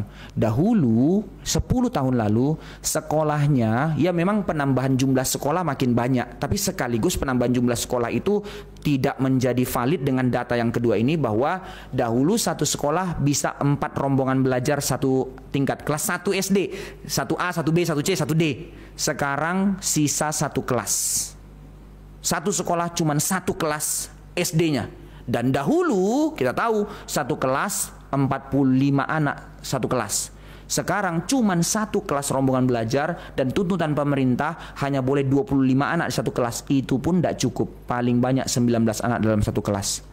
Mengerikan sekali KB berhasil di daerah kantong-kantong Kristen. Sedangkan di daerah-daerah lain, kawin cerai, punya anak, tinggalin sama neneknya dan segala macam. Sunda, Jawa Barat menjadi percepatan kelahiran anak yang tidak terbendung. Maka kaum pilihan makin kecil. Dan apa yang terjadi? Satu daerah APBD-nya, kalau jumlah percepatan penduduknya nggak ada, turun APBD-nya. Dia anggaran belanjanya turun lah, kan jumlah penduduknya nggak banyak. Kalau tidak, harus terima transmigrasi. Dari mana? Dari daerah-daerah hijau. Lihat ya, saya bukan sedang dalam kondisi insekuritas kekristenan mengatakan ini. Enggak, ini bicara tentang fakta data. Di balik itu yang mau saya bilang apa? Orang-orang Kristen yang terlalu freak untuk takut ini, takut itu. Memalukan. Bukankah engkau yang mendapatkan keselamatan dan pengharapan di dalam Tuhanmu? Tapi mengapa engkau menjadi lebih takut daripada orang-orang yang tidak mengenal Tuhan dengan benar? Something wrong with us. Laki-laki belajar jadi pemimpin, maka panggilannya, belajarlah mulai. Ini untuk laki-laki ya. Buat time schedule hidupmu, rancang masa depanmu. Time schedule.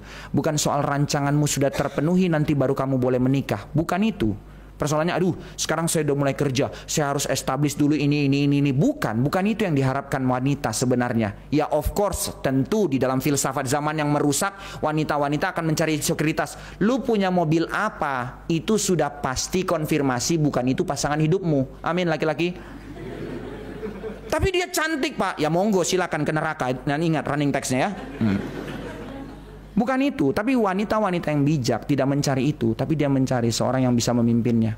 Saya bersyukur di satu pihak, apakah saya insecure? Ada certain insekuritas. Istri saya dari menengah ke atas punya keluarga, dia yang jemput saya naik mobilnya untuk kami pacaran. Saya mahasiswa STT kok. Tapi poinnya bukan di situnya, sama-sama benar-benar menggumulkan apa yang menjadi kehendak Tuhan. Kenapa saya pilih dia? Karena saya tahu dia kaya dan segala macam. Bukan, saya pernah ceritakan ya. Satu-satunya kriteria yang saya bikin untuk pasangan. 2 kali saya pacaran sebelum saya ketemu istri saya. Dua kalinya sudah oke, orang tua sudah tahu, tapi saya putuskan. Memang gila saya, memang gila. Karena satu kriteria yang saya tanya sama Tuhan. Saya minta, Tuhan kalau saya ketemu pasangan hidup, bukan hanya soal berkata dia Kristen cinta Tuhan, tapi syaratnya cuma satu. Saya tahu saya akan jadi hamba Tuhan, saya mau cari pasangan hidup yang tidak hitung-hitungan sama Tuhan. Karena kalau dia hitung-hitungan, mati saya melayani. Saya ketemu sama pacar yang pertama, sudah jadi ketemu sama orang tuanya suka dan segala macam. Pertanyaan terakhir, saya bilang, saya kasih pemaparan pacaran saya, buka presentasi. Sayang waktu itu belum ada PowerPoint. Kalau kita sudah kerja, uangnya prioritas perpuluhan ini, lalu persembahan ini. Saya ajak hitung. Wah, kamu sudah mikir sampai segitu ya?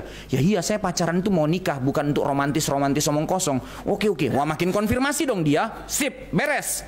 Tapi sisa sebagian untuk tabungan untuk masa depan dan untuk anak. Semua sudah, perpuluhan sudah, bagian untuk dukung pelayanan sudah, untuk dukung misionari. Dari awal saya sebelum menikah saya sudah bikin budgeting seperti itu. Maka itu makin mengkonfirmasi, oke, inilah pasangan hidup saya dalam hatinya. Tapi saya tanya dia, kalau sisa tabungan yang kecil ini juga Tuhan minta untuk diambil, let's say janji iman dan segala macam, bagaimana? Dia tanya lagi, tadi kan perpuluhan udah kan, janji iman sudah kan, ini sudah kan? Iya, semua sudah, ini sisa seuprit yang hanya untuk ditabung untuk masa depan. Tapi kalau Tuhan gerakkan lagi untuk diambil, saya rasa Tuhan tidak sekejam itu. Wah, lagi ya. Kalau saya bilang, wah saya rasa tidak bisa terima, itu konsep tidak masuk akal. Tahu apa yang saya bilang? Kita putus. Dia nangis, enggak. Maksud kamu sebegitu gampangnya? Kita putus. No compromise buat saya, karena itu permintaan saya. Lalu dia nangis-nangis, dia tidak terima, dia pulang. Saya tegar. Begitu pulang 2 minggu saya nangis. Oh. Hancur saudara, karena saya sudah benar-benar percaya dia. Kali berikutnya setelah beberapa tahun kemudian, demikian juga yang kedua. Saya sudah tamat kuliah waktu itu, perjalanan pertama kuliah waktu saya di Medan. Setelah saya jadi guru, saya ketemu lagi sama calon yang kedua. Persis sama, ketemu sama orang tua dan segala macam. Persis sama. Pertanyaan yang sama, saya tanya. Juga bilang, tidak masuk akal. Saya bilang, kita putus. Dia nangis, tidak terima. Dia pulang, 2 minggu saya nangis. Kali ketiga setelah saya di STT, saya ketemu sama mantan pacar saya ini. Saya tanya itu. Tahu apa yang ditanyanya? Dia bukan jawab dengan pernyataan, saya siap. Dia cuma tanya satu hal yang membuat saya kaget. Dia bilang, kamu ada kan? Saya yang jadi bingung. Itu tadi ya, memang cara Tuhan mempersiapkan orang ya. Tunggu, kamu ngerti nggak pertanyaan saya? Iya, saya ngerti. Kamu bilang semua ini. Lalu sebagian lagi harus diambil dari ambil. Saya cuma tanya satu. Kalaupun itu diambil, kamu ada kan? Ya iyalah, maksudnya saya kasih, udah saya ambil, saya tinggalkan kamu. Enggak, maksudnya kamu nggak mati dan segala macam. Kamu tetap ada kan? Ya iyalah. Ya sudah, ayo nikah. Saya yang kaget, bukan dia yang kaget. Cuman itu kriteria yang saya minta. Dan bahkan sampai sekarang menikah, dia ndak pernah stres urusan uang, ndak ada. Saya yang stres. Ketika harus bayar uang sekolah anak, belum ada nih, saya harus pergi pelayanan. Nggak apa-apa, sudahlah, nanti kan bisa tunda itu. Pergi dulu. Dia yang selalu dorong saya. Tapi konsekuensinya, segala kelemahan dia, saya harus tanggung. Saya sedikit OCD, saya harus persiapan, harus rapi. Ini harus di sini, ini harus di sini, harus di sini. Istri saya DKV. Oh, yang lain udah ketawa langsung tahu ya. Desain grafis. Syarat orang yang desain grafis, kalau tidak berantakan, tidak produktif. Itu kan ya. Mati saya. Saudara, 5 tahun pertama, saya stres urusan odol. Pasta gigi. Bagi saya, pasta gigi itu harus dipencet dari atas sini, sehingga dia bisa berdiri. Tapi kalau dia dipencet dari sini, jatuh kan ya. Tiap pagi saya luruskan, rapikan. Pergi. Pulang sore sudah berantakan lagi, saya luruskan rapi-rapi. Selama 5 tahun saya cuma bilang, please odol dipencet dari atas. Oh ya. Besok lupa lagi. Auto restart terus. Saya bilang, Tuhan, saya siap. Saya tidak pernah marah sama istri saya karena hal itu. Karena itu konsekuensinya. Tapi untuk urusan yang tadi, Tuhan sudah berikan saya tidak menjadi stres karena pelayanan, karena dia siap. Cuman satu kriterianya. Tapi itu be fair, kriteria itu dari dulu saya cari nggak ada. Maka untuk hal-hal lain kekurangannya, saya tutup mata. Saya nggak peduli. Saya tidak menjadi peduli. Susah memang. Demi itu, di dalam budget yang sangat sederhana, kami punya desain untuk rumah. Oke, 1 kamar, ada 2 kamar. 1 kamar lagi kita desain untuk jadi ruang kerja bersama. Nggak jadi. Wah, mati saya nanti, nggak bisa persiapan. Dan pernah kami coba. Dia kerja dengan maksud baik, saya superhero. Saya rapikan saudara kerjaannya dia.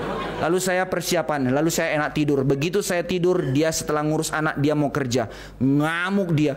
Mana gambarku tadi, besok deadline. Wah, cilaka, maksud hati baik. Nggak bisa dia, mau kucak-kacik, nggak tahu lagi urutannya dan segala macam. Dia harus mulai lagi. Akhirnya saya bangun pagi, lihat dia nggak tidur. Wah, saya yang hancur hati. Sorry ya. Please jangan pernah sentuh lagi kerjaanku. Oke. Akhirnya split budget, bikin lagi pisah ruang kerja. Jadi ruang tadi untuk didesain untuk ruang tidur anak, itu yang jadi ruang kerja saya. Ruang kerja kami yang kecil tadi jadi ruang kerjanya dia. Tidak apa-apa, mau makin besar tetap berantakan, saya kasih yang kecil itu saja buatmu.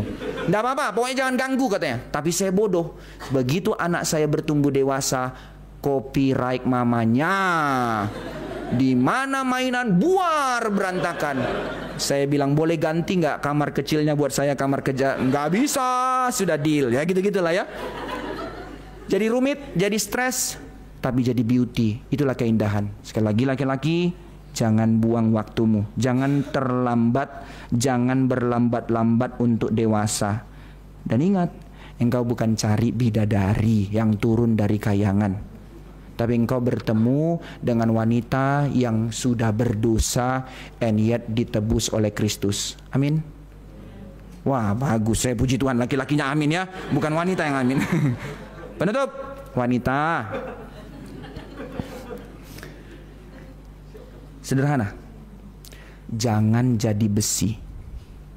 Jazet. Jangan jadi besi. Maksudnya apa?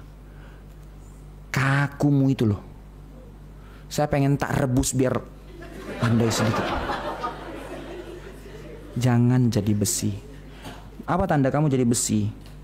Buru-buru berespon dengan merongrong dan segala macam. Saya tanya sama kamu, di dalam film-film itu sudah terjadi dan itu fakta dari apa yang diadopsi dari luar. Seorang laki-laki, misalnya laki-laki bos segala macam mafia, selalu hancur karena wanita penggoda. Adakah wanita penggoda yang besi? Genit kan ya? Ya itu laki-lakinya bodoh. Bukan, ya oke, satu pihak memang laki-lakinya bodoh ya, ya benar, nggak belain, ya benar, laki-lakinya bodoh. Tapi poinnya adalah apa? Lihat bagaimana cara engkau memenangkan seorang pria. Bukan engkau jadi besi. Tapi dengan Alkitab mengatakan, itu senjata yang sangat-sangat tidak masuk akal. Dengan engkau submit, menundukkan dirimu di bawah dia. Itu caramu memenangkan dia. Itu wanita. Jadi jangan buru-buru tanggapi merongrong. Ya, saya dulu pakai istilah sama mama saya. Mama, berapa lama lagi trompetmu berbunyi? Waduh. Sudah lama mama saya marah, saya ngomong lagi kayak gitu ya. Trompetnya makin rebuh. Gitu. Trompet, saya bilang trompet. Tapi ya itu, dibalik itu semua sebenarnya yang jadi masalahnya adalah apa? Jangan menjadi impulsif reaktif. Tunggu. Saya tahu di dalam kelemahan laki-laki tadi, akhirnya wanita kan lebih cepat dewasa, sehingga lebih mau reaktif lebih cepat, lambat. Karena yang kamu lihat pasti yang seusianya kamu kan ya, atau sedikit lebih di atas kamu. Cari yang lebih tua, aduh ketuaan. Masa cari anak-anak lebih masalah yang seusia saja gini. Akhirnya kamu lebih cepat. Tunggu. Lah nanti kalau nggak jadi di dalam ibadah, laki-lakinya nggak gerak. Akhirnya wanita yang pasang kameranya, pasang ininya. Berapa banyak di persekutuan pemuda GRI, nggak usah di luar, GRI saja. Akhirnya wanita yang kerjain semuanya. Pria itu memang bukan orang multitasking. Sudah tahu wanita kerja kayak gitu, kongko mereka. Iya, tempeleng ini satu-satu begitu kan ya, gregetan. Sudah, biarlah laki-laki yang lebih dewasa yang gregetan untuk tempeleng laki-laki yang tertidur itu. Jangan kamu. Jadi kita mau ngapain Pak? Biarin. Lo nanti ibadahnya kacau, biarin. Lo biar toh? Ya bersuaralah. Yang cowok boleh minta tolong nggak? Lo kan dia yang harusnya jadi pemimpin inisiatif dong. Bantu dia dewasa. Lah kalau kayak gitu gimana dong? Nanti masa itu yang jadi calon pasangan hidupku dan segala macamnya? Saudara, engkau yang akan menikmati buah dari semuanya itu. Seriously. Loh, saya sudah kayak gitu segala macam. Kalaupun dia tidak akan menjadi pasangan hidupmu, engkau telah menjadi orang yang memprovide seorang pemimpin untuk orang lain juga. Engkau jadi berkat. Engkau jadi berkat. Dan justru dengan cara kayak gitu, engkau menjadi wanita idaman dari laki-laki yang lain. Amin. Takut aminnya kacau ini. So how, wanita, saya cuma bilang ini, menangislah dan berdoalah dan mintalah sama Tuhan. Tuhan pasti sediakan. Oke, saya tutup bagian ini. Pak, kalau gitu dengan nggak ketemu, boleh nggak pakai dating apps, apalah segala macam, saya nggak tahu nama-namanya. Saya tahu beberapa orang di GRII yang sudah saya konseling untuk menikah, bertemu pasangannya lewat dating apps. Jadi boleh nggak? By default, bukan by default, sebenarnya secara prinsip tidak boleh. Kalau komunitasmu beres. Sebenarnya kalau komunitas beres, sudah beres kan ya. Saya sangat bingung dengan laki-laki bilang, Pak, saya tidak mau cari pasangan di Persekutuan Pemuda GRI. Kenapa? Ya cewek-ceweknya itu besi, Pak. Kenapa cewek-ceweknya besi? Iya susah. Ya karena laki-lakinya dodol. Saya bilang, loh ya sudah terus terang aja. Ya itu, kamu yang harusnya up. Dengan cara kamu naik, upgrade, orang-orang kamu akan melihat bagaimana kebijaksanaan. Yang sudah kamu lihat begini, yang di luar kamu bilang, tidak mau saya cari di luar saja. Bagaimana resikonya? Tidakkah lebih besar secara probabilitas? Yang tidak kamu kenal di luar sana kamu cari. Yang di depan matamu karena kamu kenal kamu tidak mau. Loh, probabilitasnya lebih berbahaya yang di luar dong. Iya enggak sih? Matematika biasa itu. And yet kita tetap memilih seperti itu. Karena apa? Ya, saya tahu ada semangat hunting itu ada di dalam hati pria. Karena memang kita laki-laki ingin menjadi pemimpin. Nah, ketika di dalam komunitas itu tidak bisa jadi pemimpin, semangat huntingnya sudah buru-buru. Wah, ini ikan piranha semua. Saya resiko di luar aja lah gitu. Lah jangan salah, di luar kamu dapat paus, dapat buaya, dapat hiu dan segala macamnya. Nah tapi ya itu, mata kita tidak mau lihat kayak gitu. Ya saya pastilah Pak, saya pemancing mahir. Itu tanda kamu bukan pemancing mahir, karena di dalam saja kamu nggak dapat kok. Nah itu poinnya. Kembali laki-laki, belajarlah menjadi pemimpin dan belajar untuk cepat dewasa. Jangan buang waktumu. Wanita, di dalam saya tahu pergumulanmu. Saya kalau ditanya dalam hal ini, saya lebih empati kemana? To be honest, saya lebih empati kepada wanita di gereja-gereja Injili ketimbang kepada prianya. Lalu kepada prianya, Bapak bagaimana? Saya pengen goreng mereka begitu ya. Up, gerak. Karena facility dan segala macamnya telah meninabobokkan kamu. Mari bangun, mari bangun. Mulailah dari komunitas yang sehat untuk berlomba-lomba, melatih diri di dalam disiplin, maka itu yang membuat persekutuan itu menjadi indah. Amin. Mari kita berdoa. Tuhan, berbelas kasihilah kepada kami, orang-orang muda yang menggumulkan satu panggilan ini, supaya kami menggumulkannya bukan dengan worldview dunia yang bodoh, tapi dengan satu kacamata kesadaran. Pernikahan itu disediakan Tuhan begitu indah.